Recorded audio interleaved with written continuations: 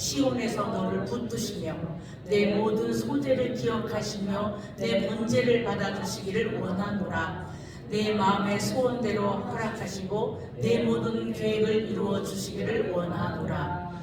어떤 사람은 병거, 어떤 사람은 말을 의지하나 우리는 여호와 우리 하나님의 이름을 자랑하리로다. 아멘. 제가 이제 뭐 교단도 다르고 또 제가 나이도 있고 그런데 이제 처음에 제가 이건 안 한다고 해야 되나 그랬는데 순종하는 마음을 가지고 이렇게 섰습니다. 참 많이 부족한 사람인데 이렇게 목사님께서 귀한 자리를 내주시고 또 여러분이 함께 예배드릴 수 있어서 너무나 감사하고 고맙습니다. 오늘은 이 말씀, 본문 말씀처럼 항상 우리는 삶 속에서 영적 전쟁을 한다고 생각하면 돼요.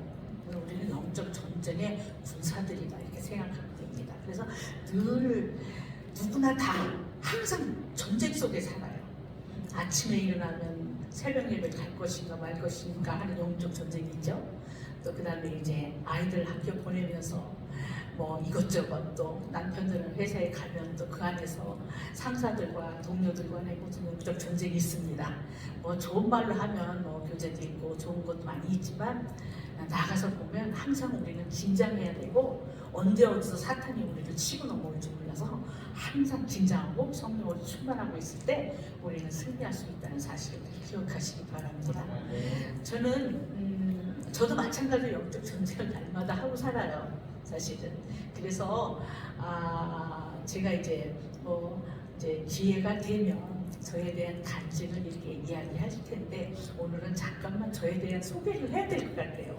여러분들 잘 모르시잖아요. 네. 잘 모르니까 저분은 누군가 궁금해하실 수도 있고 또 저도 또 막 내가 누구예요 막 이러고 나서서 할 수도 없고 그래서 여러 가지로 참 그런 상황에 있었는데 제가 이제 여기 교회 와서 쭉 봤습니다. 그래서 11월 1월달 말서부터 3월달까지인가 이렇게 한 2달 정도 한 8번, 7번을 제가 이제 이게 집에 가서 메모를 하는 걸 보니까 그렇게 돼 있더라고요. 와서 예배를 드리고 예배 분위기 익히고 또 말씀을 듣고 기도하는 그런 모든 것들을 보고 했을 때 참 귀한 교회구나 이렇게 생각하고 제가 이제 이곳에 머무르는 동안에는 이곳에서 섬겨야 되겠다.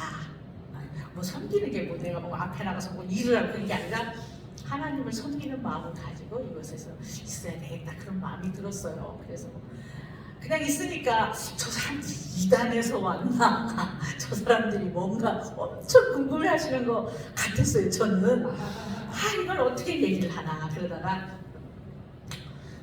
제가 이제 안 되겠다 싶어서 담임 목사님 네 분을 제가 점심을 식사를 대접하면서 저에 대한 걸 다 까야 되겠다 이렇게 했습니다. 그래서 만나서 이야기를 좀 했습니다. 저는 나이는 많아요. 67세예요.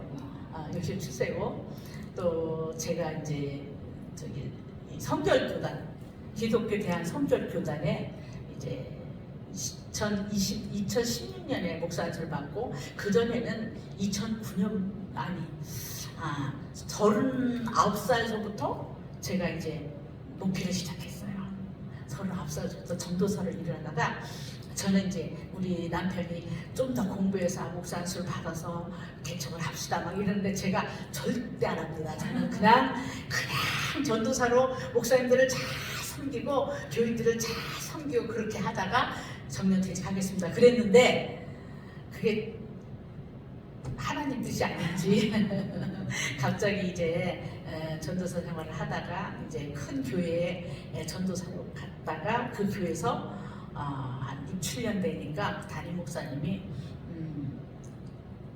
공부를 좀 더 해서 목사 안수를 받았으면 좋겠다 이렇게 말씀하셔서 제가 이제 거기에 순종하고 또 공부를 대학원 공부를 3년 하고 해서 여러 가지 어려움이 있었지만 목사 안수를 받고 목회 활동을 하다가 원래 70이에요. 목사님 정년퇴직이 70인데 그냥 제가 개인적인 사정이 있어서 작년 말인가요? 언제 재작년 말인가요? 이제 제가 사임을 했어요, 갑자기. 그래서 교회가 벌떡 뒤집혔어요. 왜냐면 저 유복순 목사는 분명히 70까지는 있을 거다. 그래서 장렬한 은퇴식을 해줘야 될 거다 이렇게 생각을 했는데 갑자기 제가 저 이번 10월 말에 제가 사임을 하겠습니다. 그 목사한테 선물했더니 목사님 깜짝 놀래고 당에서 깜짝 놀래고 장로님들이 난리가 나고 그런 거예요. 막 성도들이 뒤숭숭하고 울고 불고 정이 많이 들어가고 그 교회에서 한 14년 있었거든요. 정이 많이 들어가지고 이제 다른 교회에서 전도사로 있다가 그 교회 가서 있었으니까 그랬는데 그렇게 이제 나오게 됐어요. 제가 나오게 됐어요. 그랬더니 목사님도 안타까워하시고 이제 다들 그랬는데 그리고 나와서 여기 생활하다 보니까 이 뭐 말씀도 안 전하고 저면 너무 좋았어요. 행복했어요. 행복했어요. 그랬는데 점점 더 이상해지는 거예요. 막 시골 아줌마가 되는 것 같고 할머니가 되는 것 같고 그랬는데 그래도 이제 이 교회 와서 우리 목사님을 뵈니까 너무 아주 정통이에요. 목사님 정통. 제가 목회 사역을 한 27년, 28년 했거든요. 같이. 그래서 이제 큰 교회를 많이 있기 때문에 부교육자들 생활 알잖아요. 부교육자 담임 목사님의 사이, 교인과의 사이 이런 걸 전부 제가 많이 아니까 와서 볼 때 여기 목사님이 다르시구나. 다르시구나. 그걸 느꼈어요. 이게 이제 정도를 가시는구나 이런 생각이 있어요. 여러 목사님들 많이 제가 아는 목사님들하고 비교해 볼 때 그래서 참 좋으신 목사님이고 우리 여러분들은 참 좋으신 목사님을 섬기고 있는 성도들이라는 것을 자부심을 갖고 자랑하시면 좋겠습니다. 우리 이제 이 세상에서 이렇게 이제 제 소개 좀 됐죠? 그리고 또 남편은 저기 지금 안수 집사님이십니다. 저 때문에 장로가 못 돼서 항상 괴로워하고 힘들어하는 부분이 있지만 본인은 장로가 안 돼도 너무 행복하다고 해서 이렇게 저희 아들하고 딸하고 있어요. 근데 아들은 이제 미국에서 목회를 하고 있습니다. 성결교단에. 그리고 딸은 여기 세종에 살고 있고요. 또 공교롭게도 며느리하고 딸이 다 피아노 전공을 했어요. 그리고 사위는 충북대학교 교수로 있어요. 컴퓨터 전자공학과 교수로 있어요.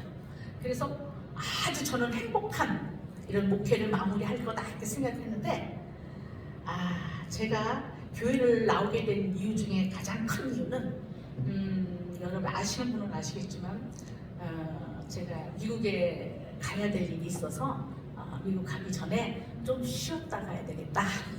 그래서 제가 이제 쉬게 됐어요. 아무튼 그런 상황이고 기도를 많이 해야 되는 제가 상황입니다. 그래서 제가 개인적으로도 집에서도 시간을 작정해 놓고 기도하고 있고 교회 와서도 기도하고 있고 그래요. 그리고 이제 다 됐죠? 이렇게 생활하는데 제가 집사 때 아주 극성스러웠어요. 보기도 그렇죠? 보기도 그런데 엄청 극성스러웠어요. 그래서 막 새벽 예배도 가면 다른 사람이 다 가는 거예요. 욕심 있어가지고 그냥 잘못된 욕심인데 사실은 쓸데없는 욕심인데도 아주 끝까지 남아서 기도해야 되고 목회자가 돼서도 담임 목사님까지 다 가야지 제가 가는 걸로. 그래서 제가 만약에 먼저 가자는 무슨 일이 있어요? 담임 목사님 왜 요즘 기도를 그렇게 빨리 끝내고 가냐고 이러시는 거야.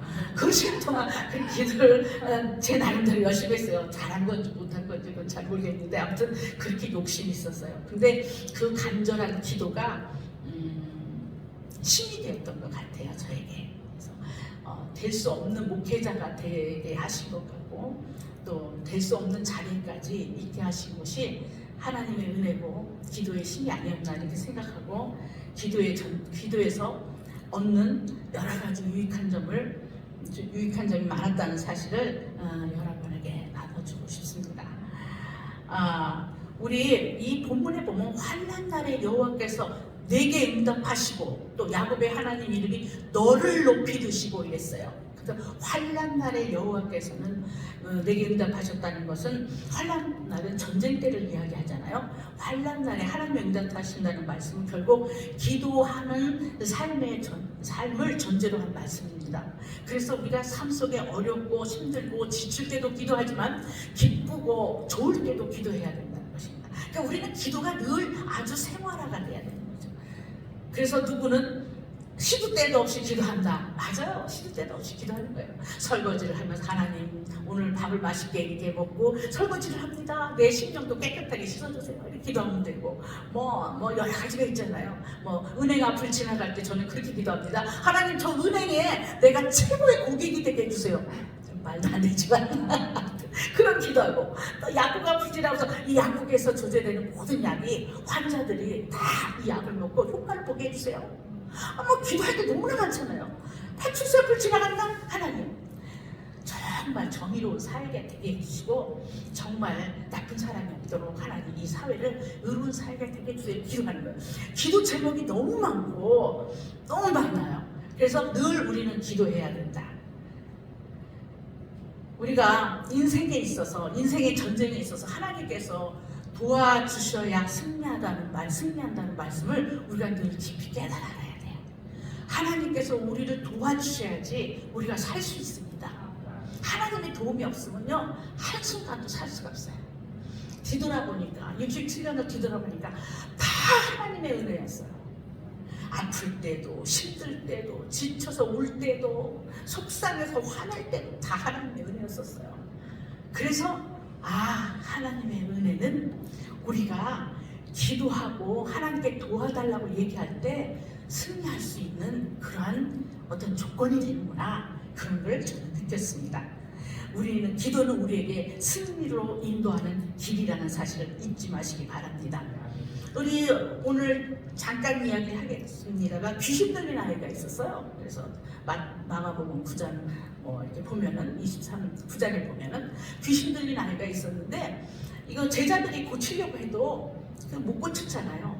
그래서 아니 어떻게 해야 고치나 그러고 있다가 예수님이 오셨는데 귀신 들린 아버지한테 얘가 언제부터 있습니까? 그러니까 나면서부터 그랬다. 그래서 이 아이를 예수님이 고치길 원하시는데 그 아버지가 뭐라 그랬냐면은 할 수 있거든. 이 아이를 좀 고쳐주세요. 그랬어요.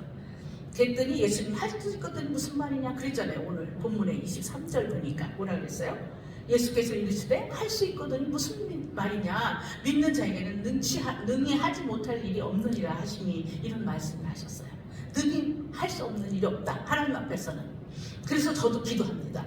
사실은 제가 미국 가야 되는 이유가, 꼭 가야 되는 이유가, 우리 아들이 목회자인데 그 아들의 큰애가 6살 때까지는 굉장히 똑똑했어요. 우리 아들이 우리 큰애 100일 때 미국으로 갔거든요. 아주 똑똑했어요. 근데 6살 되고 7살 되던 해에 이 아이가 열이 많이 나더니 간질을 하는 거예요. 근데 이 간질이 소화 간질이에요.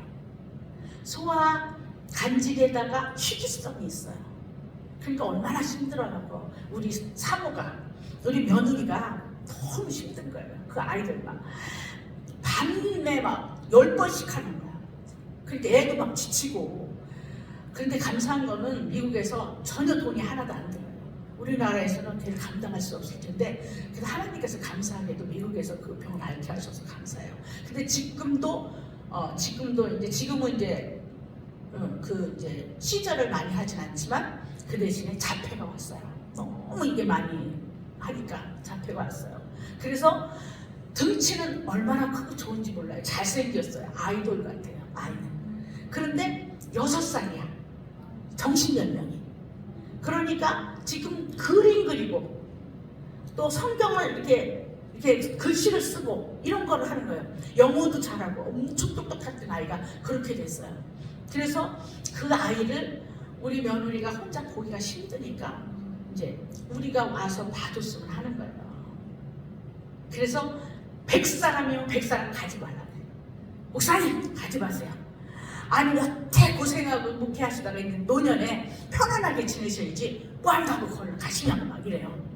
그래서 내가 너 아니라 나는 내가 하나님께서 나에게 건강 주시고 지혜 주시고 능력 주셔서 나를 하나님이 가장 살아나는 자를 돌볼 수 있는 그 사역의 현장으로 나를 파견시켜 주신 거다. 사명을 주셨다. 그래서 저는 그곳에 간다. 이렇게 얘기했어요. 근데 사실은 저도 안 갔으면 참 좋겠어요. 안 갔으면 인간적인 생각으로 안 가고 삶이 좋잖아요. 우리나라 얼마나 좋아요. 제가 미국을 2번 갔다 왔거든요. 별로 안 좋은 것 같아요. 몰라, 좀 안 좋은 때만 생겨서 그런지 몰라도 나 별로 안 좋더라고요. 답답해요. 일단은 뭐 하는 게 답답해요. 우리나라처럼 이렇게 빨리 좋은 나라가 어디 있어요. 근데 거기 좀 답답해요. 아무리 선진국이지만 왜 그런지 모르겠어요. 자우지간 무슨 일을 하다가도 우리나라 사람은 12시가 전주시간이면 11시 50분이 돼도 일을 하잖아요. 그래서 12시가 돼도 그냥 그 일을 마무리 쳐주잖아요. 아유, 왔으니까. 여기는 12시 딱, 이제 점심시간이니까 이따 점심 끝나고 다시 하겠습니다. 이런 나라예요. 이런 사람들이 많아요. 나 그래서 너무 그게 안 맞고, 또 제가 여기가 너무 좋은데 우리 형제들도 다 있고 여기가 너무 좋은데 가지 말라고 막 100사람, 10,000사람이 다 얘기하지만 제가 갈 수밖에 없는 형편이라 가는 거예요. 우리 며느리는, 우리 아들은 어머니가 오셔야 우리가 숨을 쉴 수 있습니다. 그래요. 그래서 할 수 없이 제가 가게 됐어요. 그런데 이 본문의 말씀을 보면서 할 수 있거든 무슨 소리냐, 믿는 자에게 눈치 못함이 없다, 이렇게 말씀하셨어요. 그래서 저는 늘 기도할 때 이 말씀을 할 수 없거든 무슨 소리냐고 분명히 하나님께서, 주님께서 말씀하셨죠. 그 귀신 들린 날을 고쳐주셨습니다. 하나님, 우리 사우도 고쳐주세요. 우리 사우도 고쳐주세요. 하나님 고쳐주실 줄 믿습니다. 날마다 기도해요. 그게 10년이 넘었어요. 그러면 사람들이 볼 때는 아이고 목사님 그렇게 맨날 기도하는데, 눈물로 기도하는데 왜 여태도 못 고쳤어요? 하나님의 뜻에 맡겼어요. 하나님의 뜻이에요. 하나님의 교육하심이 있어요. 걔를 통한 하나님의 교육하심이 있어요. 저는 그래요. 우리 서우가 우리 집안의 축복의 통로다. 우리 서우가 우리 집안의 복의 근원이다.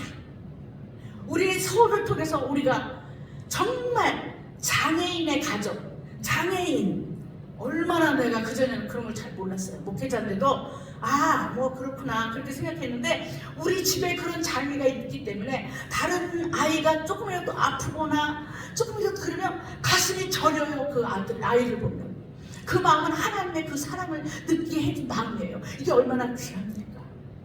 우리 가정에 걔가 선물로 왔어요. 하나님의 선물로 주셨어요. 6년 동안 7년 동안 그렇게 명랑하고 말도 잘하고 똑똑하고 영어도 잘 읽고 그런 아이였는데, 갑자기 그런 일을 당하면서 우리에게는 큰 짐이고 어렵고 힘들고 고통스럽고 정말 눈물 나고, 걔를 보면 애처롭고 막 가슴이 미어진 것 같고 가슴이 찢어지는 것 같지만, 그것이 하나님이 우리에게 주신 선물이라고 생각하고 우리 가족 모두는 다 그 아이를 위해서 축복하며 기도합니다. 그리고 기도해요. 얼마나 감사한 일입니까? 감사해요. 저는 감사해요. 그 날마다 감사해요. 또 중요한 것은 이 아이가 등치는 크고 아이들 같이 이쁜데 삼킴 장애가 있어가지고 못 삼켜. 이거를 몇 년 전서부터 한 3년 됐나 봐요. 그래서 여기다 구멍을 뚫고 우유를 넣어줘요. 근데 처음에는 이 아이가 먹고 싶다고 막 먹을 거 줘, 먹을 거 줘. 얼마나 먹고 싶겠어요. 사람이요, 뭐라 할까요? 그거 있잖아요. 아주 먹고 싶은 거, 입으로 씹고 싶고 이런 걸 못하니까 얼마나 울고 막 보채고, 6살 지는밖에 안 되니까 작년이면 이해를 하고 알아듣지도 못하고 난 먹을 거 줘, 맛있는 거 줘, 맛있는 거 줘. 다 먹던 애인데 초콜릿도 먹고 오렌지도 먹고, 오렌지 너무 맛있다 막 이러는 아닌데, 그게 안 되니까 얼마나 걔가 그러겠어요. 다 울었어요. 맨날 울었어요. 제가 하나님 왜 이러세요? 하나님 왜 그러세요? 맨날 왜 그러세요? 그럼 맨날 울었어요. 근데 얘가 이 목으로 넘어서 먹는 것에 대한 영향이 전혀 없은 거예요. 그게. 그런데 이 위로 떠서 넣어준 영향이 너무 좋은 거예요. 얘한테 만든 거예요. 그래서 지금은 아주 얘가 아주 잘생기게 뚱뚱해지고 좋아졌어요. 그것도 감사해요.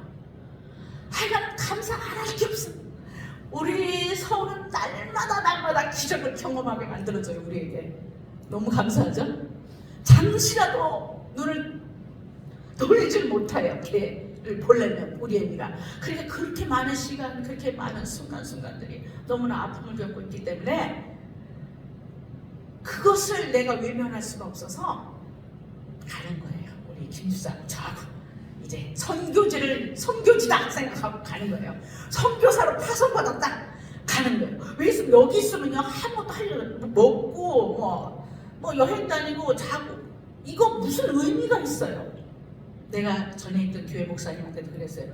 의미가 없어요. 삶의 의미가 없어요. 여기 삶은요. 이건 뭡니까? 먹고 자고 이건 뭐예요? 우리가 삶의 의미를 느끼려면 누군가가 필요한 사람이 돼야 돼요. 누군가에게 필요한 사람이 돼야 되잖아요. 그렇죠? 우리 자녀들 다 잘 됐는데 내가 뭐가 아니에요. 누군가에게 필요한 사람이 되어서 그것을 위해서 하나님이 주시는 사랑과 은혜를 나누고 섬김과 도움을 통해서 그들에게 위로가 된다면 나는 성공한 사역자다. 그렇게 생각해요.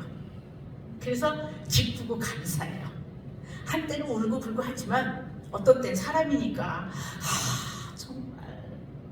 정말 여기서 귀신 들릴 아이가 있는데 예수님께서 할 수 있거든요. 무슨 소리냐. 믿는 자에게 능치 못함이 없다 하면서 고치셨잖아요. 그 능력이 우리 서우한테 나타나기를 간절히 원합니다. 아멘. 그리고 끝나면 좋은데 하지만 그리 아니하실지라도 감사합니다. 그럼에도 불구하고 감사합니다. 이게 우리의 신앙 아닙니까? 이게 신앙 아닙니까? 잘 되는 것만, 잘하는 것만 기도 응답 받았다고 좋다고 하나님이 계시다 안 계시다 얘기하는 건 아니라는 거예요. 저는 그래요. 그래서 제자들이 아니 어떻게 예수님은 그렇게 고치셨습니까? 그러니까 기도에는 다른 것 누가 나갈 수가 없다. 근데 너희가 기도해라 그러는 거예요. 근데요 기도도 성령을 통해서 성령의 충만함을 통해서 기도할 때 내 생각대로 모든 것을 기도해서 응답받는 게 아니라 하나님의 뜻 안에서 하나님이 이루어지시는 대로 감사하며 응답받은 걸 감사하며 살아가는 게 저는 기도의 응답이라고 생각합니다. 그렇잖아요. 기도의 응답이 세 가지 있어요. 여러분 다 아시죠?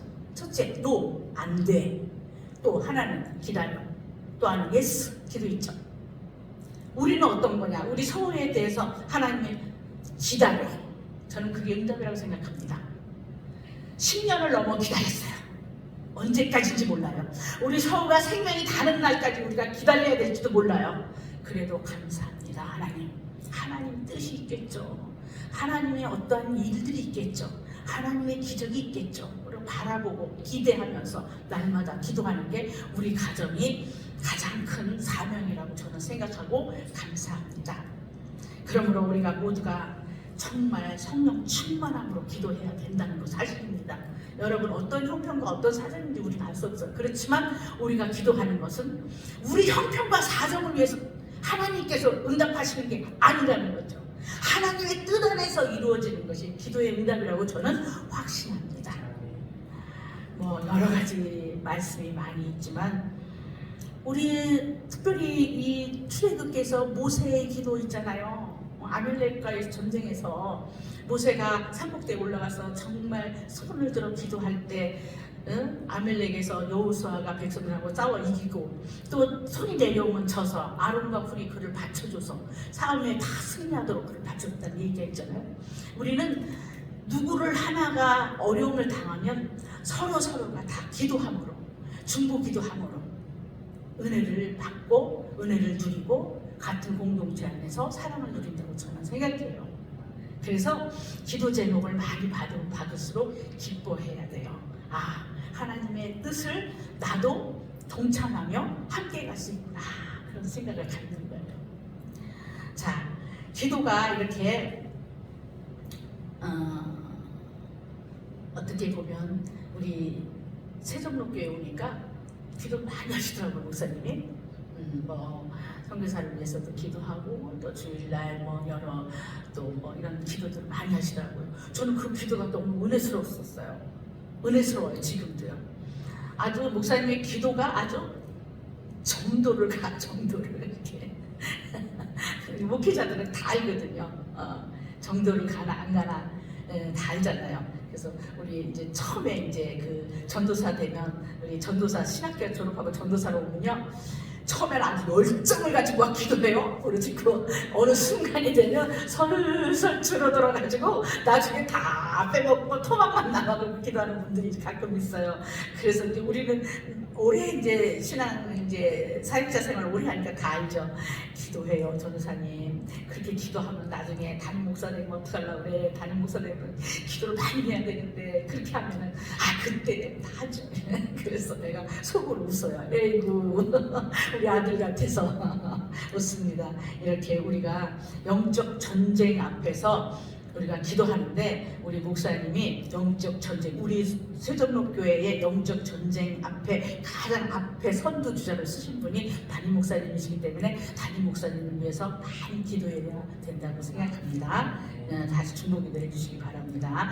이렇게 우리 성도들이 서로 또 기도하는 거, 중보기도 하는 거 있잖아요. 그 중보기도 하는 그런 것을 통해서 같은 공동체 안에서 서로 기도할 때 하나님이 기뻐하신다는 것입니다. 이렇게 연합해서 기도하는 걸 기뻐하십니다. 시간이 많이 가서 제가 빨리빨리 하겠습니다. 제가 쓸데없는 얘기를 많이 해서 죄송합니다. 두 번째는 교회를 사랑하는 건데요. 시편 20장 20절에 보니까 2절에 보니까 성소에서 너를 도와주시고 시온에서 너를 붙드시며 라고 말씀하고 계십니다. 성소와 시온은 어디냐면 오늘날 교회를 상징합니다. 그럼 교회의 정의는 무엇입니까? 교회의 정의는 무엇입니까? 다 아시죠? 성경 공부를 많이 하셔서 아마 다 아실 거예요. 그리고 신학교에 들어가면요, 교회를 정의하셔야 그러면 교회를 정의하면 막 서두르잖아요. 어떻게 하면 좋을까? 근데 교회는 뭐예요? 교회는 주님을 나의 구원자로 모신 사람들이 모인 공동체를 교회를 한다. 그렇죠? 맞죠? 예, 맞아요. 또 모든 교회는요, 복음의 3대 요소가 있어요. 교회의 3대 요소가 있어요. 교회는 3가지가 꼭 있어야 돼요. 그 3가지가 없으면 교회로서의 그 자질이 없는 거예요. 그게 뭐냐? 첫 번째가 말씀이 있어야 돼요. 두 번째는 기도가 있어야 돼요. 세 번째 전도가 있어야 돼요. 이 3가지가 없는 교회는요, 교회로서의 사명을 감당할 수 없어요. 왜냐? 마태복음 4장 23절에 보면 이렇게 나와 있습니다. 함께 읽겠습니다. 예수께서 온 갈릴리에 도로 다니사 그들의 회당에서 가르치시며 천국 복음을 전파하시며 백성 중에 모든 병과 모든 약한 것을 고치시니 라고 되어 있어요. 여기서 회당에서 가르치셨다. 천국 복음을 전파하셨며 백성 중에 모든 병과 모든 약한 것을 고쳤다. 이거는 교회의 3대 사명이에요. 물론 복음의 3대 사명도 돼요. 그래서 교회는 반드시 말씀을 가르치는 것이 있어야 되고 또 복음을 전파해야 되고 전도해야 되고 또 한 가지는 기도가 있어야 된다는 거예요. 그래서 제가 우리 세종로교회를 가만히 보니까 이 3가지를 다 하시고 계시더라고요. 그래서 이 교회가 온전한 교회구나 이렇게 제가 마음을 딱 먹고 아직 등록은 안 했는데 지금 등록하기가 좀 그래요. 등록하기가 좀 그래서 등록을 안 하는데 저는 여기가 우리 교회라고 생각해요. 우리 교회라고 생각하고 여러분 우리 교인들이라고 생각해요. 제가 또 다른 교단의 목사가 와가지고 설치면 안 돼서 제가 가만히 있는데 제가 엄청 설치는 사람이네요. 근데 엄청 지금 참고 있는 거예요. 엄청 참고 있어요. 굉장히 막 전도나 기도나 막 그러는데 자제하자. 절제 은사도 성령의 은사다 이러고 절제하겠습니다. 그래서 이 3가지 요소가 없으면 교회의 본질이 상실되는 것이며 교회로서의 사명이 없는 것입니다. 다시 말하면 교회에서 우리들을 하나님이 도와주시고 또 우리를 붙들어 주신다고 이렇게 말씀하고 계십니다. 결국 교회는요, 병든 자가 나음을 얻고 약한 자가 강함을 얻고 또 외로운 자가 위로를 받고 죽고 싶은 사람이 희망과 삶의 목적을 찾고 또 환난 중에 있는 사람이 평안을 찾는 곳입니다. 교만한 자가 성령의 충만함으로 겸손한 자가 되기도 하고요, 말씀으로 순종하여 섬기며 나누는 자가 다 됩니다. 그래서 교회는 하나님의 사랑을 통해서 겸손과 순종함으로 서로 섬기고 돕는 은혜를 나누는 사람의 공동체가 되어야 된다는 것입니다. 이처럼 교회를 내 삶의 소중한 가치로 깨닫고 교회를 아끼고 사랑하면 하나님께서 반드시 우리의 삶을 승리로 이끄시는 넘치는 은혜와 복을 부어주심을 믿으시기 바랍니다. 또 세 번째입니다. 예배의 삶입니다. 시편 20편 3절로 4절 봅시다. 3절입니다. 내 모든 소재를 기억하시며 내 번제를 받아주시길 원하노라. 내 마음의 소원대로 허락하시고 내 모든 계획을 이루어 주시기를 원하노라 했습니다. 예배의 요소 아시죠? 예배의 요소 아시죠? 배우셨을 거예요. 양육을 아주 굉장히 중요하게 생각하시고 양육하시는데 저도 1:1 양육을 한 300몇 명 했어요. 1:1 양육을. 그 양육하고 새가족 하고 오늘 못해 안 했겠습니까? 별거 다 했지. 자, 그런데 예배의 요소가 두 가지로 나눠요. 두 가지. 처음에 올라가는 요소가 있어요. 또 하나는 내려오는 요소가 있어요. 올라가는 요소는 뭡니까? 찬양, 기도, 헌금. 이건 올라가는 요소예요. 우리가 올려보내는 요소. 내려오는 요소는 뭐냐면 말씀과 축복, 축도. 이것이 내려오는 요소예요. 이렇게 우리가 예배를 드릴 때 이런 것들을 잘 깨달아서 우리가 어떤 것이 중요하고 어떤 것이 안 중요하고 그게 없어요. 예배는 예배 첫 시간부터 마치는 시간까지 다 중요하고 우리의 삶이 또 예배이기 때문에 예배 속에 살기 때문에 모두가 다 삶이 예배이기 때문에 다 중요하다는 것이에요. 교회 와서만 예배, 집에서는 내 마음대로 아니에요. 교회에서나 사회에서나 직장에서나 학교에서나 내가 있는 모든 처소에는 예배의 장소라고 보시면 됩니다. 그 예배의 장소에서는 늘 우리가 찬양할 수 있고 기도할 수 있고 헌금은 뭐할까 교회에다 하면 되고 또 말씀이 나에게 임하도록 항상 말씀을 읽어야 되고 축복이 하나님 앞에 임하도록 기도하시면 돼요. 자, 우리가 예배할 때 요한복음 4장 24절에 보면 뭐라고 나왔냐면요. 하나님은 영이시니 예배하는 자가 영과 진리로 예배할지니라 이렇게 얘기하고 있습니다. 이 기도 속에는 예배의 중요성을 잘 보여주고 있음을 알 수 있습니다. 예배를 얼마나 중요하게 여기는가의 그 모습 속에서 그분이 예배를 얼마나 중요한가 하는 것을 그 예배의 모습 속에서 영적인 상태를 진단할 수 있는 청지기가 되는 것입니다. 근데요, 제가 여기 뒤에서 와서 쭉 봤잖아요. 다 예배를 아주 정상적으로 잘 드리고 있어요. 제가 있는 교회는요, 한 3,000명 모이는 거예요. 그래서 제가 6층에 올라가면요, 네, 4층, 3층이 이렇게 다 이렇게 연결되어 있어 6층에 올라가면 전체를 다 볼 수가 있거든요. 과관도 아니에요. 큰 게 아니고 좋은 것도 하나도 없어요. 여기다 귀에다 꽂고 예배를 드려요. 뭘 듣는 건지 내가 알 수가 없어요. 지금 성경 말씀을 하나님의 임재에 의해서 하나님의 말씀을 선포하는데 여기다 귀에다 꽂고 뭘 듣는 거냐고. 내가 한번 가서 꽂아서 내게 들어봤으면 좋겠어. 난 뭘 듣는지 모르겠어. 아니 하나님의 말씀 여기 지도 그렇고 또 커피는 왜 갖고 올라오냐고. 커피를 예배 시간에 커피를 카페 왔어요. 다리 꼬고 앉아서 커피 마시면서 예배 드려요. 카페 왔어요. 우리 그 교회는 카페가 많아. 6층에 은빛 카페라고 해서 어르신들만 있는 카페 있어요. 말하자면 다방. 그 다음에 3층에 있어. 3층에는 또 젊은이들의 카페. 2층에는 또 모든 교인들이 함께 어울릴 수 있는 학생회 막 이런 사람 다 어울려서. 그 다음에 1층의 카페는 주일학교 아이들 위주로 그렇게 카페가 돼 있어. 카페가 많은데 왜 굳이 예배 시간에 또 카페를 그 예배 시간에 예배 성전에서 카페를 만들어 거기서 또 커피를 마시고 있느냐고요. 그래서 제가 우리 교회에서 말 제일 세게 하는 사람이에요. 요즘 막 국회에서 막 말 세게 하는 분들 많이 있는데 그 교회에서 제가 말 제일 세게 하는 사람 중에 하나예요. 생수회는 못 갖고 갑니다.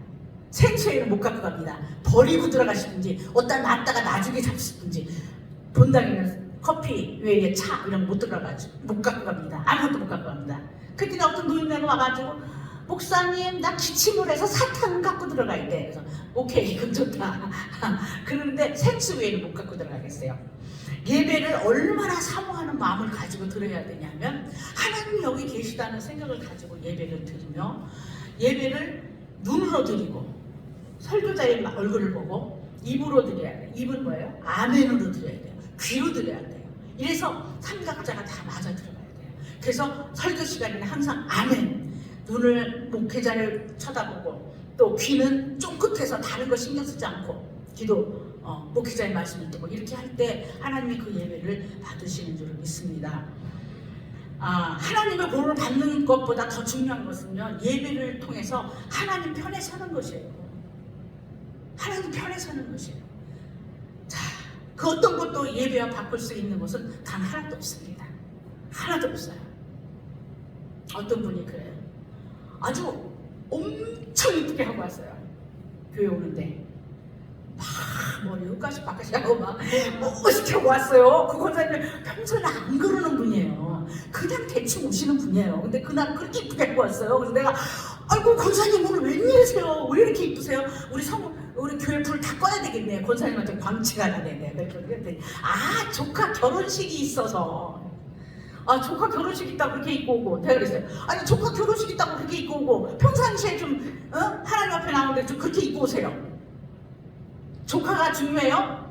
맨날 그렇게 입고 오세요? 그랬더니 막 웃으시면서 알았어 그러시더라고요. 맞아요. 우리는 예배와 어떤 것과 바꿀 수가 없어요. 참 제가 이렇게 사역을 오래 하다 보니까 많은 사람을 만났잖아요. 특별히 어떤 집사님, 엉터리 집사님, 날라리 집사님, 자기도 그래. 자기도 나는 날라리예요. 그래서 알아요 그랬어요. 다른 사람은 나 날라리예요 그러면 아유 집사님 뭐 그런 소리 하세요. 근데 저는 알아요 날라리인 거. 하나님 알고 나도 알아요. 내가 그래요. 그럼 막 아이고 목사님 왜 그래요? 막 그랬는데도 날라리. 왜냐면 저기 헌금 있잖아요. 헌금 막 쫓아왔어. 그래서 목사님 나 좀 봐요. 왜 그러냐고. 나 무슨 일 있나 싶어서 왜 그러냐고. 헌금을 나한테 딱 헌금 봉투를 주고 오늘 내가 일이 급해서 그냥 가니까 헌금만 내주세요 이러는 거예요. 구역 헌금. 내가 말이 되냐 가지마. 가져가시오. 아이 뭐 하나님의 그저 무슨 헌금을 뭐 이렇게 되냐. 아이 가져가라. 필요 없다고. 다음 시간에 와서 내든지 아니 예배 시간에 내든지 둘 중 하나 하는 거지. 내가 무슨 그냥 24시간 대기조야? 아니, 필요 없다고 그랬어요. 그랬더니 아유 진짜 하여간에 말도. 근데 우리 성도들은 내가 그렇게 얘기해도 삐치는 사람이 하나도 없어요. 삐치는 사람이 없어. 여기서 그렇게 얘기하면 큰일 나잖아요. 근데 우리 그 교회는 원래 저 목사님은 저래. 그러니까 삐치는 게 없어. 그러니까 막 얘기해. 나 혼낼게요. 성도들은 담임 목사님도 못 혼낼게요. 성도들은 장로님도 못 혼낼게요. 왜냐하면 삐친다고 시험 든다고. 그래서 다 얘기해. 시험 들어도 당신 몫이야. 할 수 없어. 내가 막 이러거든요. 왜 그래요. 그리고 삐쳐도 어떤 때는 삐쳐서 한 2주 동안 말 안 해. 날 쳐다도 이러고 가. 그러거나 말거나 내가 집사님 오셨어요? 오늘 좀 화가 풀렸어? 안 풀렸어요? 그런다고 다 이제 말아요. 그러면 이제 전화가 한참 있으면 와가지고 아유 목사님 기도가 안 돼. 목사님 미워하고 있으니까 내가 기도가 안 돼. 그래서 그만 기도 안 되지. 그러니까 삐치지 마셔. 네 이러고 이제 가고 그런 상황들이 많았어요. 아무튼 예배가 얼마나 중요하다는 것을 분명히 우리가 깨닫는 저와 여러분이 되시기를 소원합니다. 오늘 수요일이잖아요. 어떤 부흥사 강사님이 얘기하시더라고요. 11월 마지막 주 비가 저처럼 와요. 막 비가 오는데 수요일 마지막 수요일 예배야.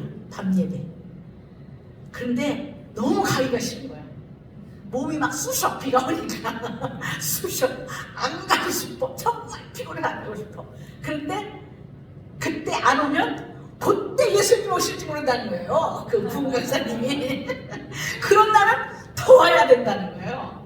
다른 날은 좀 안 와도 이상한 날은 힘들고 어렵고 짜증나고 오기 싫고 그런 날은 더 와야 된다는 거예요. 그때 하나님의 말씀이 은혜로 폭포수같이 쏟아진다는 거예요. 본인에게 축복의 말씀이 또 온다는 거예요. 그래서 우리가 물론 매일 오겠지만 예배 오기 싫은 날도 가끔은 있을 줄 알아요. 그러면 그날은 어떻게 해요? 더 와야 돼. 왜? 고난 은혜 받는 날이기 때문에. 그날 축복받는 날이기 때문에. 오늘 저녁에 오신 여러분 정말 감사합니다. 축복 많이 받으시기 바랍니다. 자, 미가서 6장 6절로 8절까지 말씀을 제가 읽어드릴게요. 내가 무엇을 가지고 여호와 앞에 나아가며 높으신 하나님께 경배할까? 내가 번제물로 1년 된 송아지를 가지고 그 앞에 나아갈까? 여호와께서 천천의 수양이나 만만의 강물 같은 기름을 기뻐하실까? 내 허물을 위하여 내 마다들을, 내 영혼을 죄로 말미암아 내 몸에 열매를 드릴까? 사람아, 주께서 선한 것이 무엇임을 내게 보이셨나니 여호와께서 내게 구하시는 것은 오직 정의를 행하며 인자를 사랑하며 겸손하게 내 하나님과 함께 행하는 것이 아니냐, 그렇게 말씀하셨습니다. 이 말씀을 집에 와서 묵상해 보시기 바랍니다. 내가 세전교회 와서 느낀 것 중에 하나가 주일 예배 시간이에요. 다 함께 드리는, 온 가족이 함께 드리는 예배. 제가요 처음에 여기 왔는데 11시에 왔어요. 11시에 왔는데 예배가 중간인 것 같기도 하고, 그래서 우리가 아마 갔어요. 이상하다, 아닌가 보다. 아무도 없어 바깥에. 11시면 보통 11시 전에 오거든요. 오면은 11시면 보통 나가서 왔다 갔다 하고 안내도 하고 그러는데 그날은 아무도 없더라고요. 추워서 그런가, 이제 문 안에서 하니까, 중간 문 안에서 하니까 저 바깥에는 아무도 없으니까 그냥 갔어요. 이상하다. 그래서 저길 봤어요. 그러니까 10시 20분인가 10시 30분으로 돼 있더라고요. 아니 이게 무슨 예배야? 그러면 보통 9시 예배, 뭐 11시 예배, 그렇잖아요. 오후 2시 예배. 근데 10시 반 예배? 그러면 어떻게, 뭐 11시 반에 끝나면 아마 점심을 안 먹고 그냥 가니까 그런가 보다 그랬어요. 그랬더니 또 점심은 식사를 하시더라고요. 근데 12시가 넘어서 끝나는 거예요. 그래서 굉장히 예배를 진지하게 오래 드리시구나, 그걸 느꼈어요. 그것도 아이들과 함께, 이 장난꾸러기 아이들과 함께 오래 예배를 드리, 이거는 찾기 어려운 교회 중에 하나일 것 같아요, 제 생각에는. 제가 뭐 많은 교회를 다녀보진 않았지만 그렇잖아요. 아이들과 함께 드리는 예배는, 아이들이요, 내가 주일학교 교사도 해봤거든요. 3분을 못 참아. 언제 끝나요? 간식은 뭐예요? 선생님 막 난리를 치면 이 아이들은 그냥 같이 서 찬송하면서 박수까지 쳐. 어떤 애 또 갑자기 아멘 그러기도 해. 와, 대단하다. 그래서 이 교회에서 예배 드리는 걸 보고 제가 엄청 굉장히 하나님의 복이, 축복 넘치는 교회구나, 이런 생각이고, 하나님 기뻐하는 예배구나. 그리고 아이들이 짜증내는 아이들이 없어요. 그래도 그냥 엄마를 찾아서 왔다 갔다 하기는 해도 그래도 막 짜증내고 울고 불고 싸우고 난리치는 애들은 없어요. 너무 감사하더라고요. 또 한 가지 찬양대가 있어요. 주일날 교회가 사이즈가 짙고 그러면 찬양대가 있어요. 그래서 찬양대를 하시는 분이 성가대 한다고. 그럼 찬양대 하시는 분들이 성가대 하시는구나. 제가 그랬어요. 가만히 보니까 얼굴이 달라. 아니야, 성가대 따로 있고 찬양대 따로 있어. 너무 기가 막힌 거예요. 야, 좋은 교회다. 그리고 또 목사님이 그냥 마지막 기도를 하실 때 그냥 간단하게 기도하시는데, 여기는 또 따로 치료 기도회가 있어요. 따로 치료 기도회가 있어서 막 어떻게 그거 많은 기도를 잘 하시는지, 막 뭐 제가 관절염 있는 관절염 뭐 다 있다. 할렐루야 감사합니다. 그렇게 많은 기도를 해주시는 교회가 그렇게 많지는 않아요. 물론 지금 장로교단은 그런가 몰라도 우리 성결교단은 그렇게 많이 하잖아요. 그리고 성결교단에 장로님들이 많은 교회만, 제가 큰 교회 다니는데 1시간 5분만 지나면 난리야. 시간 너무 길다.